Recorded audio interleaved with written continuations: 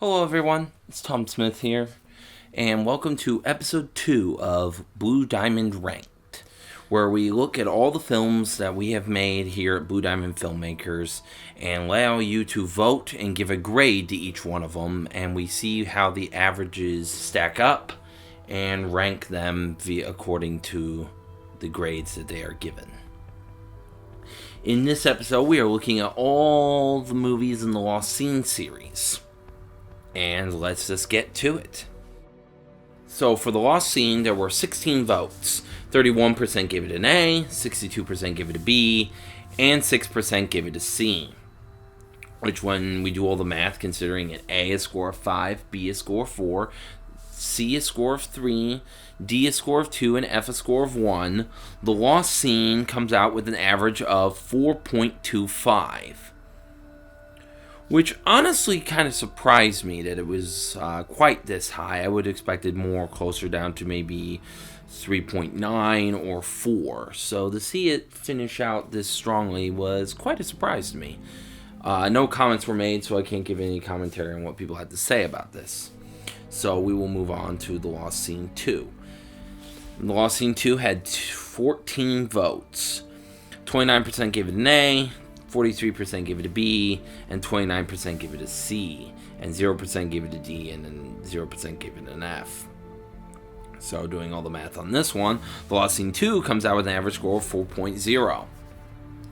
Which, honestly, once again, surprised me. It was this high, considering I actually ranked The Lost Scene 2 at the very bottom when I did my own personal ranking. It ranked number 33 out of 33. So to see it finish up with still a score of 4 actually kind of surprised me. I was not expecting that. But of course, more votes could eventually tally in and the score might change a little bit. So, no comments, not much to say at this moment. So we will proceed to the most surprising thing I found. With 11 votes, The Lost Scene 3 Covert Operations 100% gave it an A, which means it has an average score of 5.0. I mean, a perfect score. The Lost Scene 3. I mean, I rank it number 4. I think it's a great film. I would definitely give it an A myself, but I was surprised that everyone gave it an A. And that it actually right now will be ranked number 1, and unless it changes its score with more votes and another film comes along that strong, it'll probably be permanently ranked number 1, or at least tied for number 1. So, The Lost Scene 3, I mean, it's a good film. I really like it. Was not quite expecting that kind of turnout for it.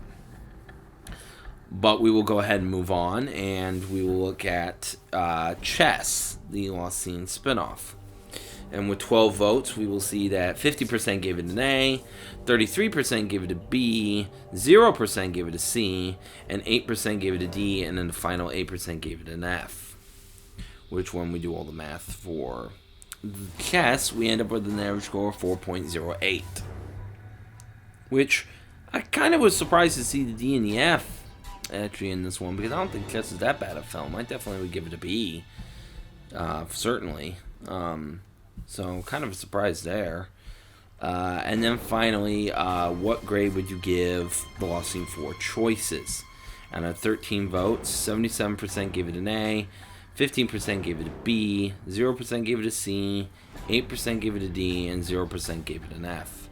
So when we do all the math on that one, it comes out with an average score of 4.62.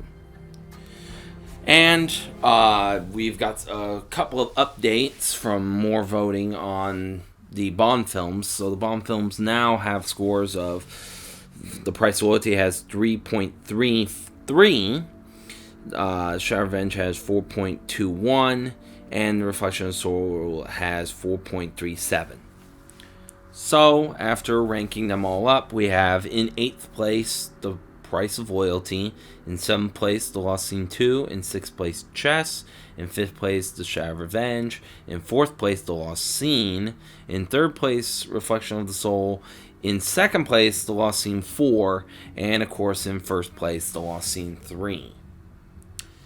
And I will say, I was very curious to see how these films would stack up against the Bond films. I figure Reflection of the Soul would be up there still pretty high, and it is, with only Lost Scene 3 Covert Operations, Lost Scene 4 Choices having beaten it. But the Lost Scene did actually beat out the Shroud of Revenge, which I was kind of surprised. I figured those two would be pretty close in score, and they are pretty close in score. But I was expecting a little bit different on that. And Chest, I was surprised to get so low a score. I figured it would be a little bit higher than that. So those were really my biggest surprises, and the Price of Loyalty still does stand at the bottom, with The Lost Scene 2 at second bottom. Not much to say since there was no comments made. Remember, if you leave a comment, I will review over your comment and what you have to say about the film. It's always appreciated when you do that. And you can already vote. The polls are already up for The Survivor. Seasons 1, 2, and War's End. So those polls are already up, and very soon we'll go ahead and add those in to the list. It'll be very interesting to see where it goes from there. Probably after that, I'll actually probably do the 2 filmmaker films, The Computer Network and The Real Business. See how they stack up. But it does seem that the Lost Scene series is just as well liked as our James Bond series. In fact, maybe more so, as they are more original films than the James Bond fan films. It's a series that's going to stretch out 10 years with 7 films. I'd say that's pretty good. And of course, once Lost Scene 5 Retribution comes out, we will add its rank in as well, and we'll see how it stacks up against the rest of them, as we are currently shooting that movie right now. But yeah, the Lost Scene series, The Hero, Edward Niven, and Sean Deakins definitely putting some good scores up against James Bond. Thanks everyone for voting. Remember, you can still vote. I will update the scores accordingly, like I just did with the Bond films. Their scores slightly changed, so I will continue. So you can go back and still vote. Thank you very much. Didn't really have a whole lot to say in this video.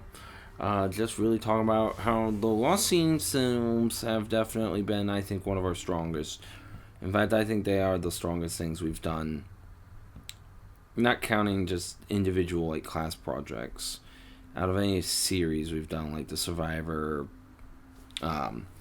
or the filmmaker films, I think they've been the strongest. I'm not counting Martial Law on that because it's more or less was Patrick Stark's creation. But look forward to seeing how the Lost Scene 5 ranks up with these, and also how the rest of our films start to rank up. We're starting to see a list here of films. Now we've got 8.